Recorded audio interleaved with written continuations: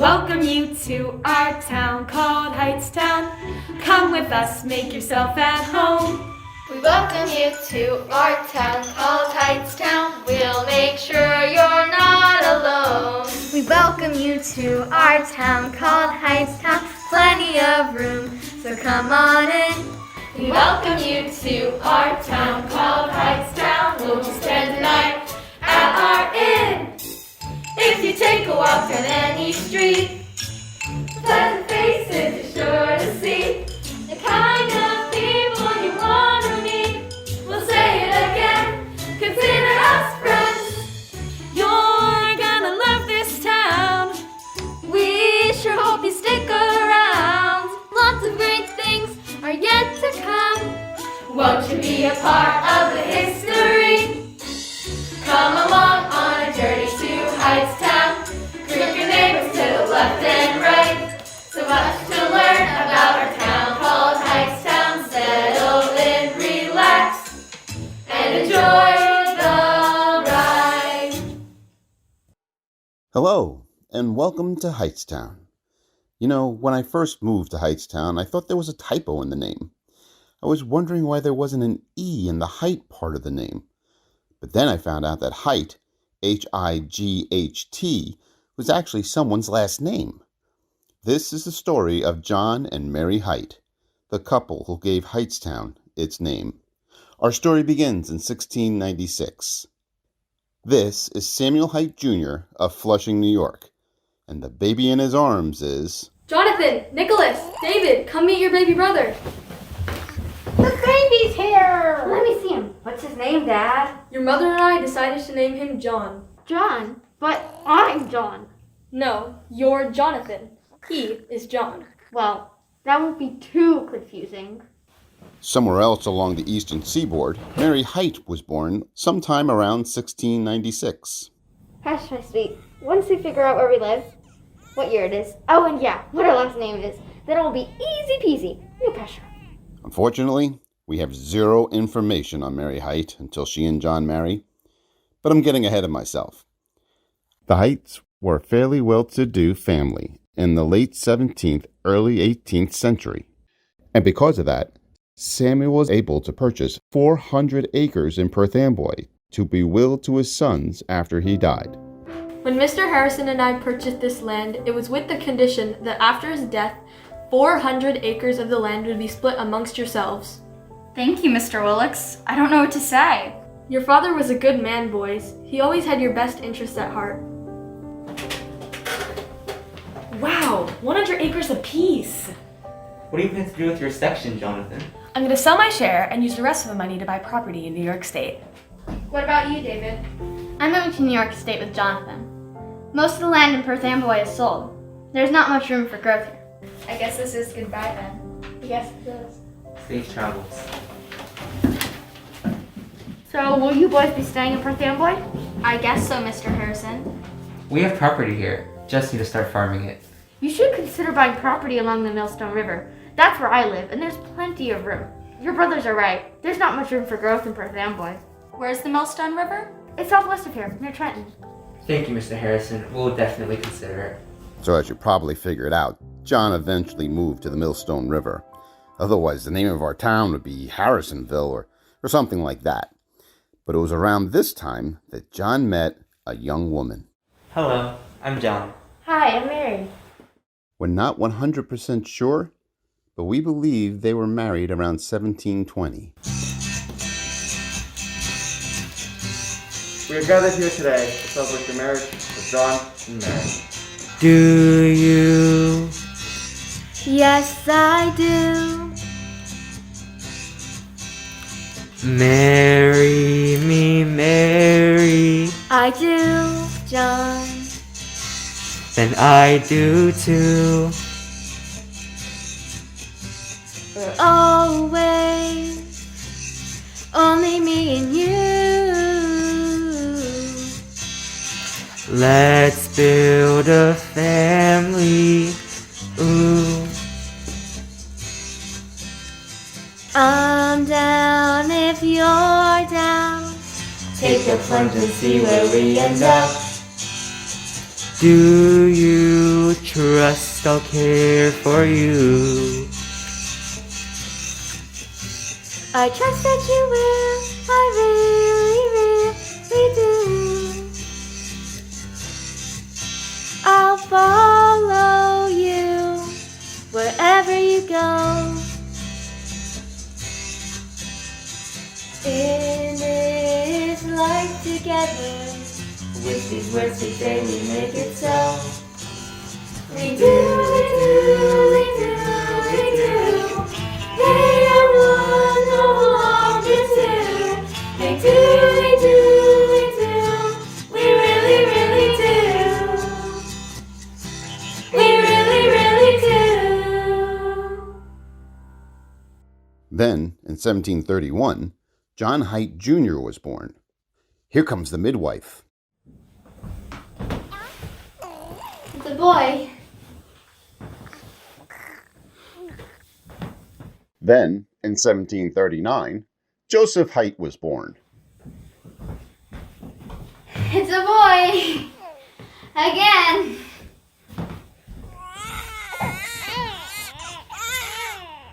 Mary? How? They're ganging up on me.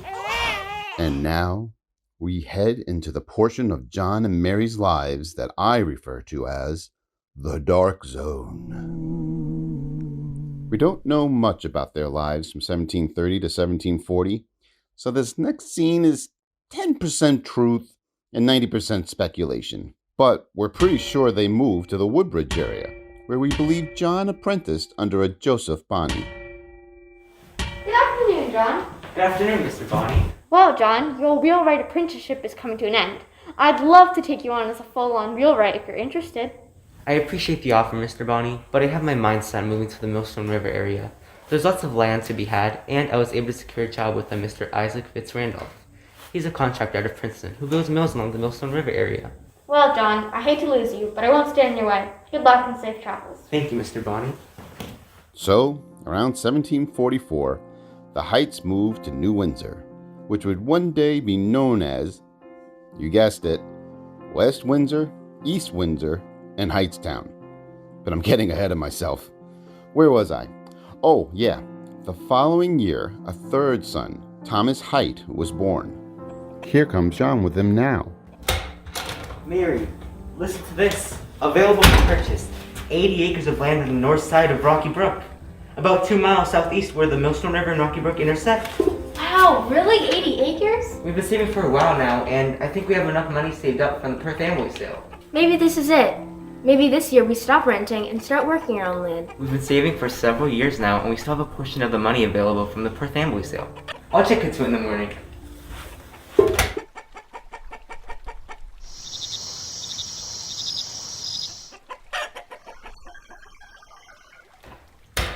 Bye, Mom. Bye, Pop. See you after school. John Jr., you mind a little brother. Okay, Mom. Come on, Joseph. I'm coming.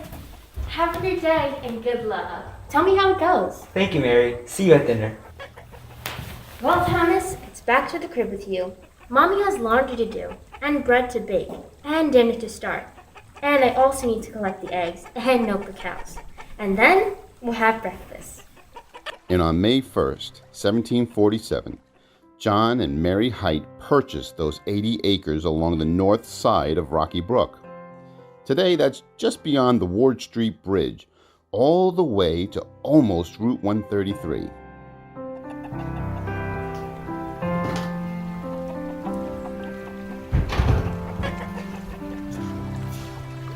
What's the matter, John? I'm thinking of building a dam that floods the brook, and then we can build a gristmill powered by the lake. Are you thinking of getting into the mill business?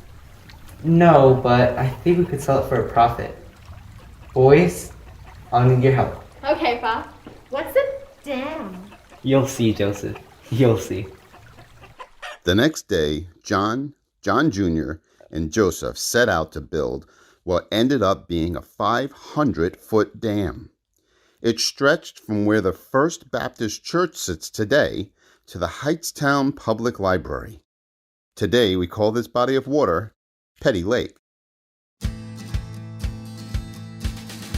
Come on, boys. Get to work. Get on it. Move those stones. Yeah, yeah. Here we go. Dam. Let's build a dam. A water pumping Powerlifting dam. dam by our own hands. We will need all the help we can. On the north side of Rocky Brook, now there's the perfect land. Get in here, fellas. Yeah, yeah, all of us now. Dam. Let's build a dam. A water pumping powerlifting dam. Dam. What a plan! We will need all the help we can. For our hard work into this town, but first we'll need a lake. Harness the power, we make water, separate, startle, and shake. Damn, what a plan! Yes, we can. Build a dam. Dam! Soon after, with the help of the boys, John built the gristmill.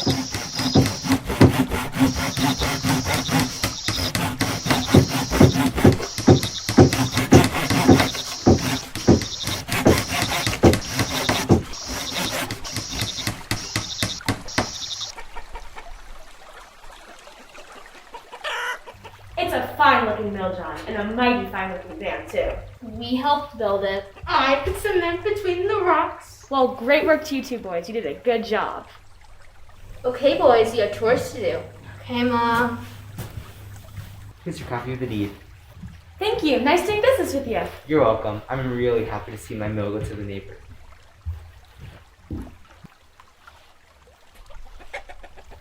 What are your thoughts on building a tavern?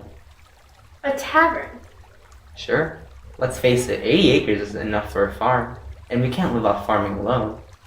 But we can use the money from the gristmill and use it to enlarge our house into a suitable tavern. A tavern. I like it, John. We can rent rooms and serve food to travelers. We would earn a nice income. Plus, as a tavern owner, I'd also be the local constable. That would bring in some extra money. The boys and I will head to town tomorrow. I want to start soon. So with the money from the gristmill sale, John and Mary Hight became tavern owners. And with that, John also became the local constable. Which brings us to an incident that took place on Sunday, August 4th, 1751. John and Mary were leaving the Baptist church in Cranberry when they heard yelling and swearing. Listen, you fragging, jabbing, killing after. You don't know what you're talking about. And freeze. Now, as you can see, our play is being performed by middle school and elementary school children. Mr. Ashfield was swearing a little stronger than frabbin' jabbin'.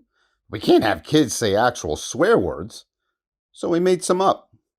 And unfreeze. What is all that yelling? If he had the paperwork, then I'd say it is his. It seems Mr. Ashfield is upset about something. Listen, Ashfield, we were all there. We saw him sign the documents. Come on, Mary. Let's head inside. 2 ciders for my wife and I, please. Come right up.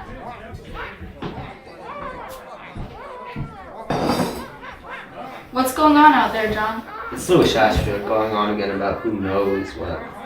It's the Sabbath. He shouldn't be using that language in front of our church. You're the constable, John. You have the authority to make him stop. Okay. I'll be right back. I'm coming with you. You come with us.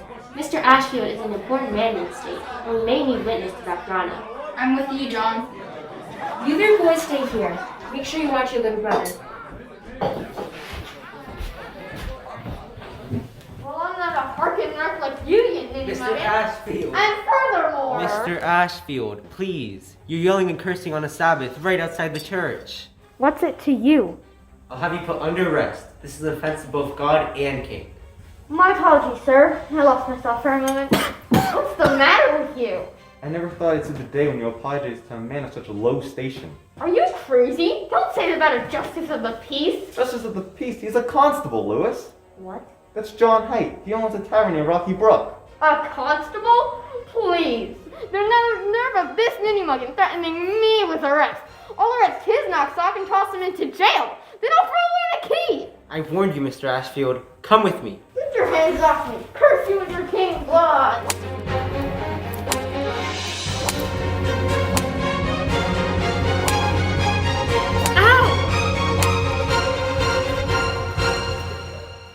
I'll need you to come to Perth Amboy with me to make sure Mr. Ashfield doesn't try anything funny. Okay. Are you okay, Mary? Yeah, I'm fine. It's just a little scratch. I'll be fine. Lewis, you struck the constable's wife. I did? Yes, on the wrist. Mrs. Hight? Yes. I'm told I accidentally struck you a moment ago. Yes, you did. On my wrist. But I'll be fine. Please accept my sincere apology and this money. You cannot buy your way into salvation, Mr. Ashfield. It's not a bribe, it's restitution. I would never purposely strike a woman. No, thank you. A week later, Lewis Ashfield was indicted for swearing on the Sabbath. John testified against him, but Ashfield brought witnesses that contradicted him, and he was cleared of all charges. There's no way to know for sure, but it's believed that Ashfield bought his way out of jail. The next couple of years were a busy time for the Hight children. In 1758, John Jr. married Hannah L. Richards.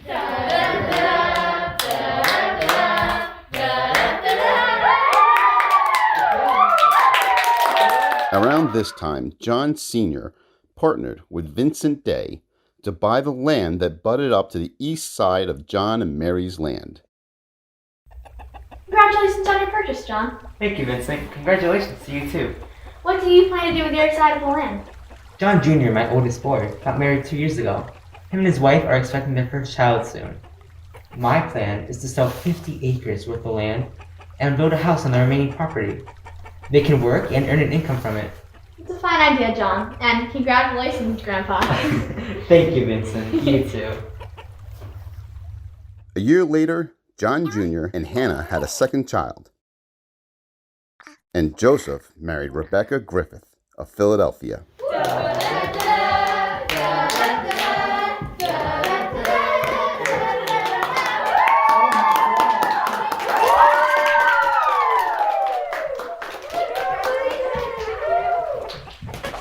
Are you sure you guys don't want to stay? We can build you a house like we did for John Jr. and Hannah. Thank you, but we're going to Burlington to open up a tavern there. Joseph is also partnering in a stage wagon business. Well, it sounds like you guys have a great plan. We'll miss you. Be safe and be sure to write. Soon after saying goodbye to Joseph and Rebecca, John and Mary bought 79 more acres. Mary, it's official. The 79 acres are ours. That's wonderful, John. That brings our acreage total to how much? 300. But take a look at this. The road from Hightstown to Cosman's Mills.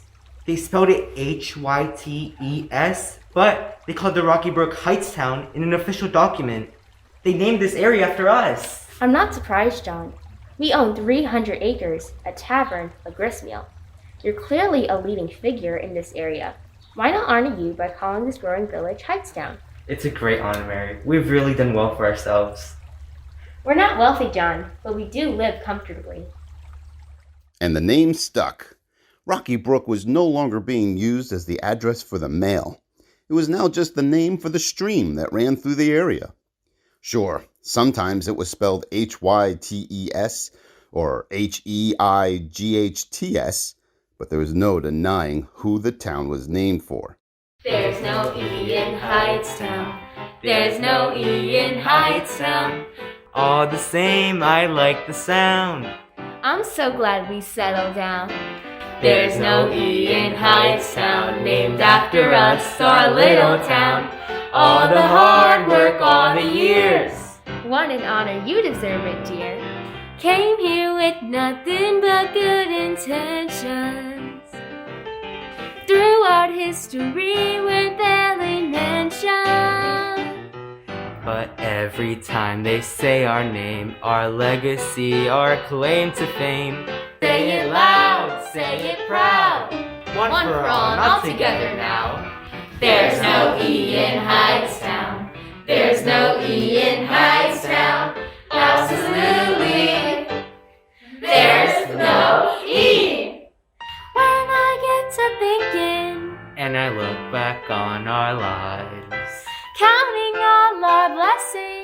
and good neighbors on all sides. We didn't do it all on our own, did we? There's no E in Hightstown. There's no E in Hightstown. All the same, we like the sound. We're so glad we settled down. There's no E in Hightstown. There's no E in Hightstown. Say it loud, say it proud. Our Hightstown. Soon the name Hightstown started showing up on New Jersey maps and in the newspaper. Extra, read all about it. Man opens second tavern at Hightstown. It's still not as big or as important as yours. But a gristmill and a tavern wasn't all that they owned. The area needed a sawmill, a blacksmith shop, and a storehouse, better known today as a supermarket. Soon they added each to their property. The little village of Hightstown was growing, and so was the Heights family. Thomas married local girl Rachel Wilson in 1767.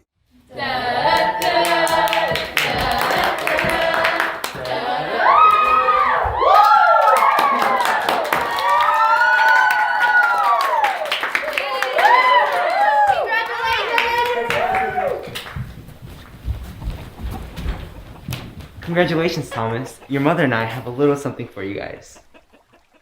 What is it, Thomas? It's the deed to the tavern. Really? Oh my gosh, thank you! Are you sure?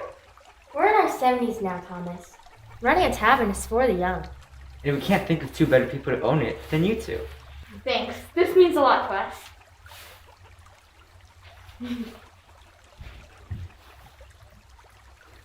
Well, John, all three boys are married and adding their own. It's just you and me again, Mary. You know, I've been thinking of retirement, and I think we could sell off what we own and live off the money we make from the sale. Well, if you feel you're ready. I am. It's time. Mom, Dad, I've been thinking. I'm not really a tavern kind of guy. Here, take the deed back. Did you not just hear me say I want to retire? Yep, sorry, Wolf. Gotta go. That kid. Alright, let's get this retirement thing going. I have a tavern for sale. Who wants it? I also have a mill and 80 acres worth of land for sale. Hi, I'm John Bainbridge, and I would love to buy your tavern, mill, and 80 acres of land. Sign here, here, initial here, and here. Congratulations, Bainbridge. It's yours. Alright, who wants to farm at Rocky Brook? Hi, I'm your neighbor, and I could really use a farm along the Rocky Brook. Just sign here, initial here, and thumbprint here. Congratulations, random neighbor person. You bought the farm. Well, that's a poor choice of words. Woohoo! I'm a farmer! I have 79 acres running along the eastern side of my property. Who wants it? Hi, I'm Anthony Appleby, and someday they'll name a road after my family along Route 33. What's a Route 33? It's a wide road that will someday run through the middle of your property. But I digress. I'll take your 79 acres. It's yours. Now, sign here, here, initial here, and here. Nice doing business with ya. Yahoo! I'm land rich! That leaves us with a thin strip of land that we got when we first came here. That's more than plenty for me. Excuse me. Hello, John Bainbridge. How can we help you? I may possibly be broke. But we sold you a tavern, a mill, and 80 acres of land. How can you be broke? Can you please buy back some of what I bought from you? I need them to pay off my debts, and if I don't, I'm going to jail. This is what he owes. The mill and 50 acres of land ought to cover it. I'm trying to retire, you know. Sorry. Okay, fine. It's a deal. This brings us to 1776 and the start of the Revolutionary War. Joseph was a militia leader in Burlington County. Charge! During this year, the Continental Army was chased by the British Army from Long Island to Manhattan to White Plains. Then they were surprised in Fort Lee, New Jersey.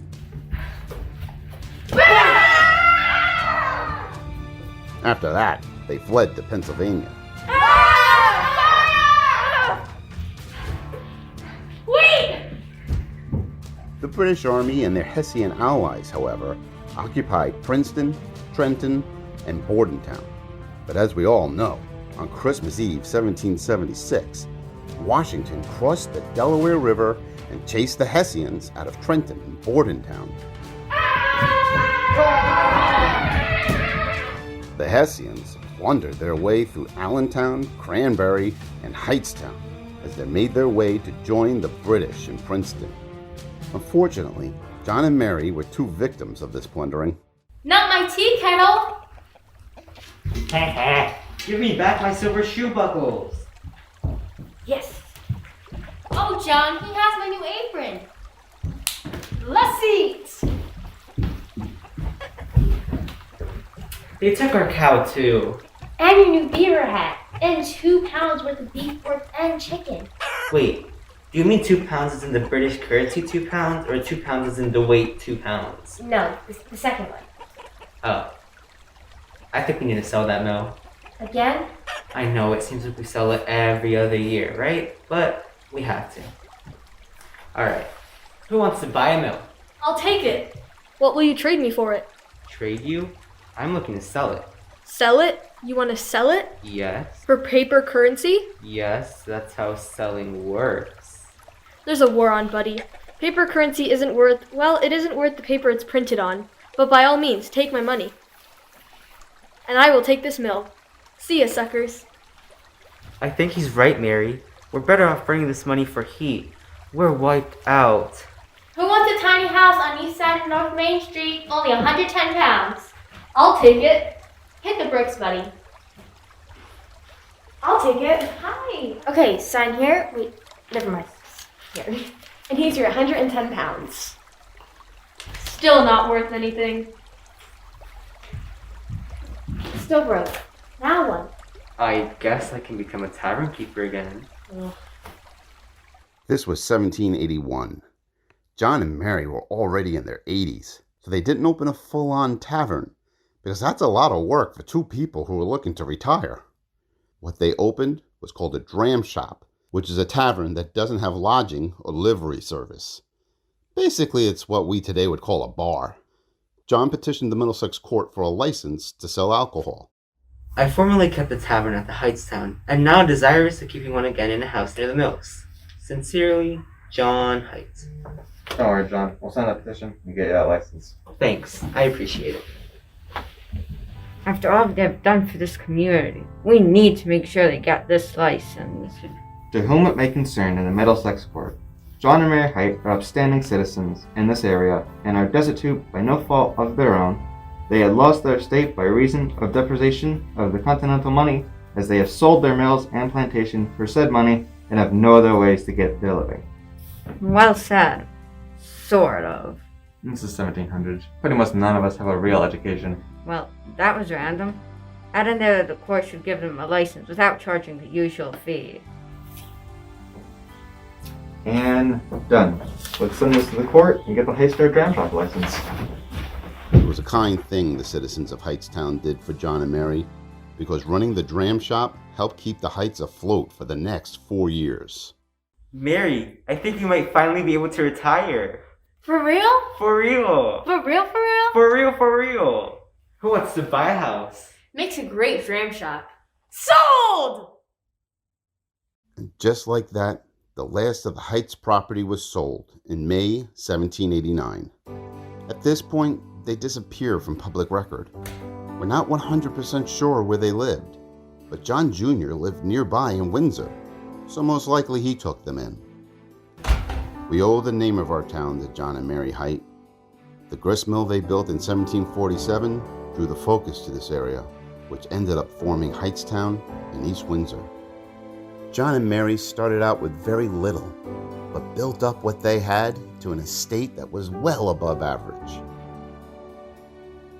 They were known by citizens throughout Windsor Township and Cranberry, by many tavern keepers throughout the county, and merchants throughout New Brunswick, Perth Amboy, Philadelphia, and New York City. John Hight died on February 27, 1792. and Mary died a few months later. Nobody knows where they were buried, but there's a story that they were buried along a curve on Whitecoff Mills Road. And with that, our story ends.